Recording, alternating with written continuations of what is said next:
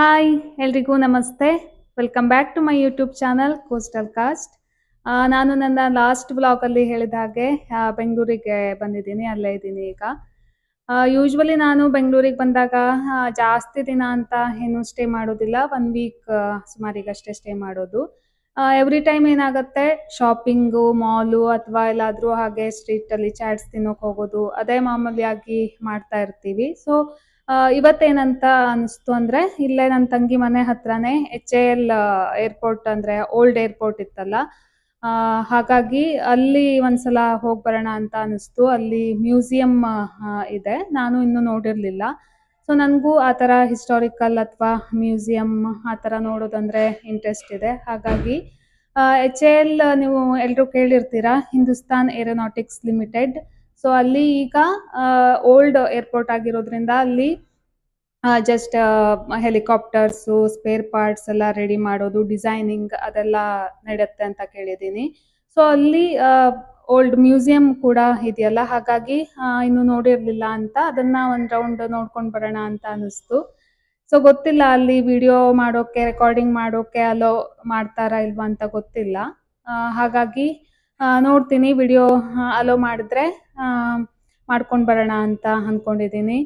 So proper ಆಗಿ ಇವತ್ತು plan ಅಂತ ಏನು ಮಾಡ್ಕೊಂಡಿಲ್ಲ, ಇಲ್ಲೇ ಹೋಗಬೇಕು ಅಲ್ಲೇ ಹೋಗಬೇಕು ಅಂತ. ಸೊ ಅದನ್ನು ನೋಡಿಕೊಂಡು ನೆಕ್ಸ್ಟ್ ಏನಂತ ನೋಡಬೇಕು. ನನ್ನ ತಂಗಿನೂ ಇವತ್ತು ರಜಾ ಹಾಕಿದ್ದಾಳೆ, ಹಾಗಾಗಿ ಎಲ್ಲಾದರೂ ಹಾಗೆ ಸುತ್ತಾಡ್ಕೊಂಡು ಬರೋಣ ಅಂತ ಅಂದ್ಕೊಂಡಿದ್ದೀವಿ.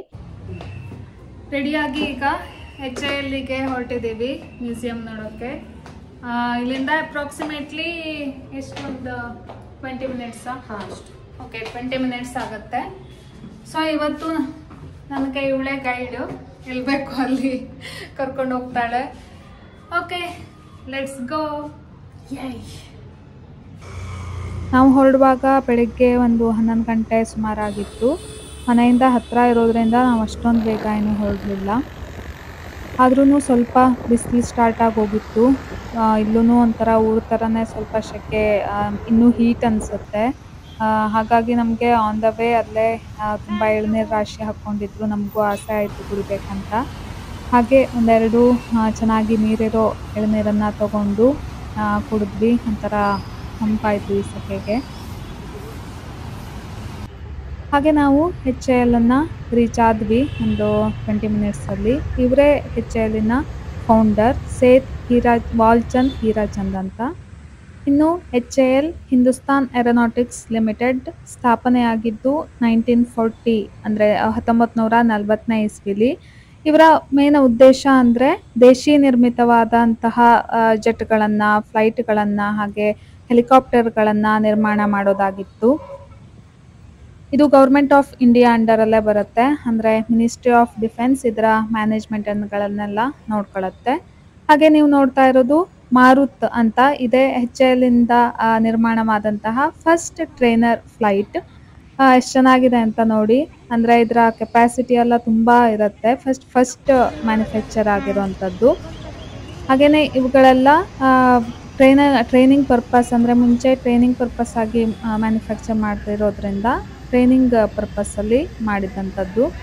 ಇದು ಅಷ್ಟೇ ಇಂಡಿಯನ್ ಏರ್ಫೋರ್ಸ್ ಸಲುವಾಗಿ ಮಾಡಿದಂತಹ ಟ್ರೈನರ್ ಜೆಟ್. ಎಷ್ಟು ಪುಟಾಣಿ ಆಗಿದೆ ಅಂತ ನೋಡಿ, ಅಂದರೆ ನೋಡೋಕ್ಕೆ ಒಂಥರ ಕ್ಯೂಟ್ ಆಗಿದೆ.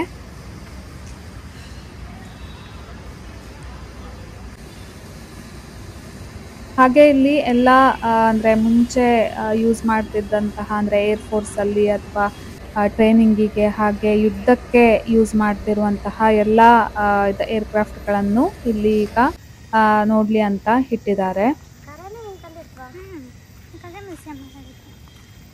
ಅಂದರೆ ದೇಶಿ ನಿರ್ಮಿತವಾದಂತೆ ಆಗಿದ್ದರಿಂದ ನೋಡೋಕ್ಕೂ ಒಂಥರ ಖುಷಿ ಅನಿಸುತ್ತೆ. ನಮ್ಮ ದೇಶದಲ್ಲೇ ನಿರ್ಮಾಣ ಆಗಿದ್ದು, ಹಾಗೆ ಅದನ್ನು ಇದು ಕೂಡ ಹೆಲಿಕಾಪ್ಟರ್, ಇದು HALinದನೇ ಡಿಸೈನ್ ಮಾಡಿರುವಂಥದ್ದು.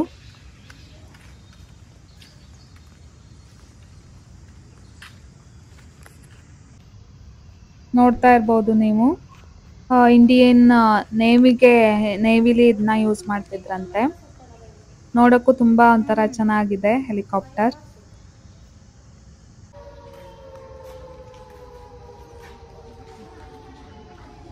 ಹಾಗೇನೆ ಅದರ ಕೆಪಾಸಿಟಿ, ಅದರ ಲೆಂತು, ಹಾಗೆ ಅದ ಎಂಜಿನ್ ಡೀಟೇಲ್ಸ್ ಅದೆಲ್ಲ ಅದರಲ್ಲಿ ಡಿಸ್ಪ್ಲೇಲಿ ಹಾಕಿದ್ದಾರೆ. ಅಂದರೆ ಅದ್ರದ್ದು ಕೆಪಾಸಿಟಿ ಎಲ್ಲ ತುಂಬ ಇರುತ್ತೆ, ಎಂಜಿನ್ ಕೆಪಾಸಿಟಿ ಎಲ್ಲ. ಈಗ ನೀವು ನೋಡ್ತಾ ಇರೋದು ಪೈಲಟ್ಗಳಿಗೆ ಟ್ರೈನಿಂಗ್ ಪರ್ಪಸ್ ಆಗಿ ಯೂಸ್ ಮಾಡ್ತಿದ್ದಂತಹ ಜೆಟ್ ಫ್ಲೈಟ್.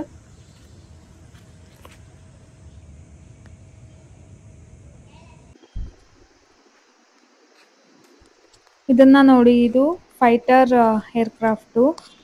ಇದರ ಕೆಪಾಸಿಟಿ ಎಲ್ಲ ಎಷ್ಟಿದೆ ಅಂತ ನೋಡಿ, 2230 ಕಿಲೋಮೀಟರ್ ಪರ್ ಅವರ್ ಇದೆ ಇದರ ಸ್ಪೀಡು, ಅಂದರೆ ಎಷ್ಟು ಸ್ಪೀಡಲ್ಲಿ ಹೋಗ್ತಾ ಇದ್ದಿತ್ತು ಅಂತ. ಸೊ ಇದರ ಡಿಸೈನು ಅಷ್ಟೇ, ಯಾವ ಥರ ಮಾಡಿದ್ದಾರೆ ಅಂತ ನೋಡಿ. ಇನ್ನು ಇದೆಲ್ಲ HAL ಇಂದನೇ ಡಿಸೈನ್ ಆ್ಯಂಡ್ ಮ್ಯಾನುಫ್ಯಾಕ್ಚರ್ ಆಗಿದ್ದು. ಎಲ್ಲಾನು ಇಲ್ಲಿ ಡಿಸ್ಪ್ಲೇ ಮಾಡಿ ಅಂದರೆ ಇಟ್ಟಿದ್ದಾರೆ. ಮುಂಚೆ ಎಲ್ಲ ಇದು ತುಂಬ use ಆಗಿದ್ದಂತಹ ಏರ್ಕ್ರಾಫ್ಟ್ಗಳು.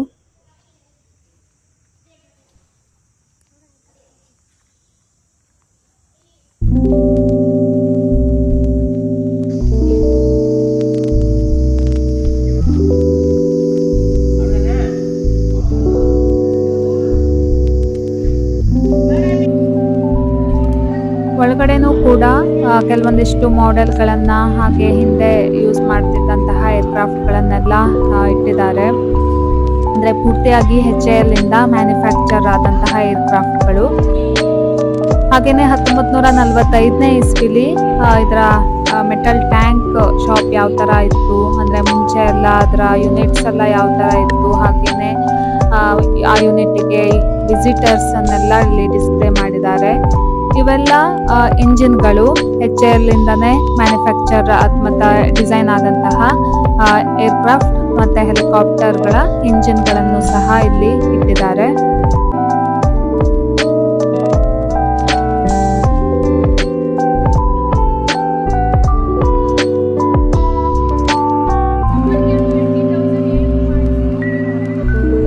HAL is one of the most oldest and largest aerospace designing and manufacture unit in the world ಅಂತ ಹೇಳ್ಬೋದು.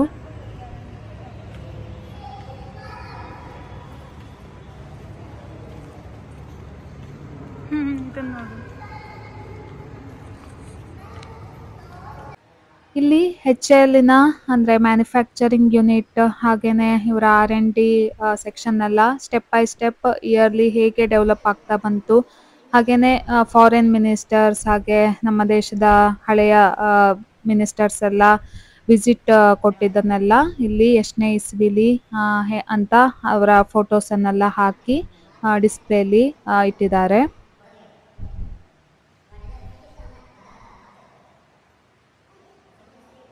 ನೀವು ನೋಡ್ತಾ ಇರ್ಬೋದು, ಅಂದರೆ ಬೇರೆ ದೇಶದಿಂದ ಕೂಡ ಸುಮಾರು ಜನ ವಿಸಿಟ್ ಕೊಟ್ಟಿದ್ರು. ಅಂದರೆ ಇದು ಲಾರ್ಜೆಸ್ಟ್ ಮ್ಯಾನುಫ್ಯಾಕ್ಚರಿಂಗ್ ಯೂನಿಟ್ ಆಗಿದ್ರಿಂದ, ಅಂದರೆ ಇಲ್ಲಿ ಡಿಸೈನಿಂಗ್ ಎಲ್ಲ ನಡೀತಿದ್ದರಿಂದ ಫಾರಿನರ್ಸ್ ಎಲ್ಲಾನು ತುಂಬ ಜನ ಮಿನಿಸ್ಟರ್ಸ್ ಇವರೆಲ್ಲ ವಿಸಿಟ್ ಮಾಡಿದ್ದಾರೆ. ಹಾಗೆ ನಮ್ಮ ದೇಶದ ಗಣ್ಯರು ಕೂಡ ತುಂಬ ಜನ, ಆಲ್ಮೋಸ್ಟ್ ಎಲ್ಲ ಪ್ರೆಸಿಡೆಂಟು ಹಾಗೆಯೇ ಪ್ರೈಮ್ ಮಿನಿಸ್ಟರ್ಸ್ ಎಲ್ಲ ಇಲ್ಲಿ ವಿಸಿಟ್ ಮಾಡಿರುವಂತಹ ಒಂದು ಫೋಟೋಸನ್ನೆಲ್ಲ ಹಾಕಿದ್ದಾರೆ.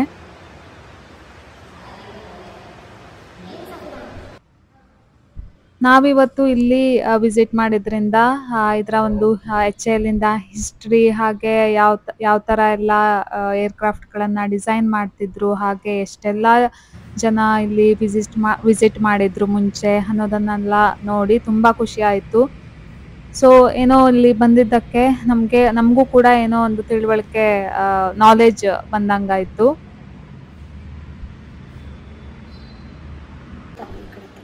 ಹಾಗೆಯೇ ಬರ್ತಾ ನನ್ನ ಫೇವ್ರೆಟ್ ಚೀಸ್ ಕೇಕ್ ತಿಂದೆ ತುಂಬ ದಿನ ಆಗಿತ್ತು. ಹಾಗಾಗಿ ತಂಗಿ ಚೆನ್ನಾಗಿ ಸಿಗತ್ತೆ ಅಂತ ಕರ್ಕೊಂಡು ಹೋಗಿದ್ಲು. ಹಾಗೆ ತುಂಬ ಯಮ್ಮಿ ಆಗಿತ್ತು ಚೀಸ್ ಕೇಕ್.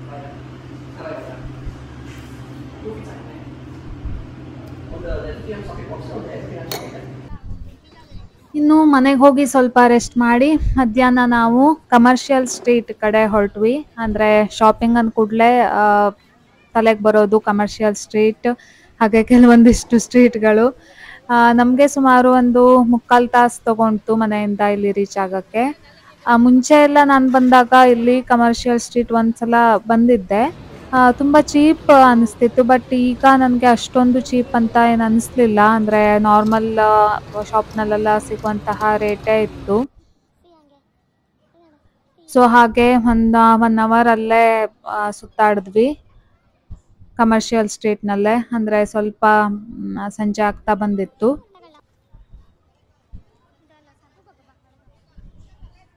ನಮಗೆ ಹೆಣ್ಮಕ್ಳಿಗೆ ಎಷ್ಟೇ ಶಾಪ್ ಒಳಗಡೆ ಹೋದ್ರೂ ಈ ಥರ ಸ್ಟ್ರೀಟ್ಗಳಲ್ಲಿ ಶಾಪಿಂಗಿಗೆ ಹೋದರೆ ಒಂಥರ ಸಮಾಧಾನ ಅನಿಸುತ್ತೆ. ಯಾಕೆಂದರೆ ಎಲ್ಲ ವೆರೈಟಿ ಆಫ್ ಇಯರಿಂಗ್ಸ್, ಡ್ರೆಸ್ಸಸ್, ಹಾಗೆಯೇ ಎಲ್ಲ ಈ ಬ್ಯಾಂಗಲ್ಸ್ ಇರ್ಬೋದು, ಸ್ಟೇಷನರಿ, ಫ್ಯಾನ್ಸಿ ಐಟಮ್ಸ್ ಎಲ್ಲ ತುಂಬ ಹಾಕಿರ್ತಾರೆ. ಹಾಗಾಗಿ ಅದನ್ನು ನೋಡೋದೇ ಏನೋ ಒಂಥರ ಖುಷಿ. ಎಷ್ಟು ತಗೊಳ್ತೀವಿ ಬಿಡ್ತೀವಿ ಅಂತ ಅದು ಸೆಕೆಂಡರಿ ಆಗುತ್ತೆ. ಹಾಗೆ ನೈಟ್ ಡಿನ್ನರಿಗೆ ಅಂತ ನಾವು ಸುಶಿ ಟೇಸ್ಟ್ ಮಾಡೋಣ ಅಂತ ಬಂದ್ವಿ. ಅಂದರೆ ನನ್ನ ತಂಗಿಗೆ ಇಷ್ಟ ಆಗುತ್ತೆ ಅದು. ನಾನಿನ್ನೂ ಟೇಸ್ಟ್ ಮಾಡಿರಲಿಲ್ಲ. ಜಪಾನೀಸ್ ಸುಶಿ ಅಂತ ಹೇಳ್ತಾರಲ್ಲ ಅದನ್ನು. ಇಲ್ಲಿ ನನಗೆ ಚಾಪ್ ಸ್ಟಿಕ್ಸ್ ಹೇಗೆ ಹಿಡ್ಕೊಳ್ಳೋದು ಅಂತ ಹೇಳ್ಕೊಡ್ತಾ ಇದ್ದಾಳೆ.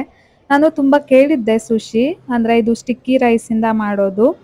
ಫಸ್ಟ್ ಟೈಮ್ ಟೇಸ್ಟ್ ಮಾಡಿದ್ರಿಂದನೋ ಏನೋ ನನಗೆ ಅಷ್ಟೊಂದು ಇಷ್ಟ ಆಗಿಲ್ಲ. ಅಂದರೆ ನಾವು normally north Indian, south Indian masala ಅದೇ ರೂಢಿಯಾಗಿರೋದ್ರಿಂದ ಇದು ಸ್ವಲ್ಪ ಸಪ್ಪೆ ಸಪ್ಪೆ ಆಗಿರುತ್ತೆ. ನೀವಿಲ್ಲಿ ನನ್ನ ಎಕ್ಸ್ಪ್ರೆಷನನ್ನು ನೋಡ್ಬೋದು. ನನಗೆ ಅಷ್ಟೊಂದು ಏನೂ ಇಷ್ಟ ಆಗಿಲ್ಲ. ಬಟ್ ನನ್ನ ತಂಗಿಗೆ ತುಂಬ ಇಷ್ಟ ಅದು. ಸೊ ಫಸ್ಟ್ ಟೈಮ್ ನನಗೆ ಟೇಸ್ಟ್ ಮಾಡಿದ್ರಿಂದ ಅಷ್ಟೊಂದು ಇಷ್ಟ ಆಗಿಲ್ಲ. ಹಾಗೆಯೇ ರೈಸ್ ಬೌಲ್ ತಗೊಂಡೆ. ಅದು ಕೂಡ ಅಷ್ಟೊಂದು ಮಸಾಲ ಇರೋದಿಲ್ವಲ್ಲ, ಹಾಗಾಗಿ ಅದು ಕೂಡ ಅಷ್ಟೊಂದು ಸೇರಲಿಲ್ಲ. But it's okay. ಹೊಸ ಹೊಸ ಫುಡ್ಡನ್ನು ನಾವು ಟ್ರೈ ಮಾಡ್ತಾ ಇರಬೇಕು. ಹಾಗೆ ಇವತ್ತಿನ ದಿನ ಒಂಥರ ಮಜವಾಗಿ ಎಂಜಾಯ್ ಮಾಡ್ತಾ ಮುಗಿಸಿದ್ವಿ.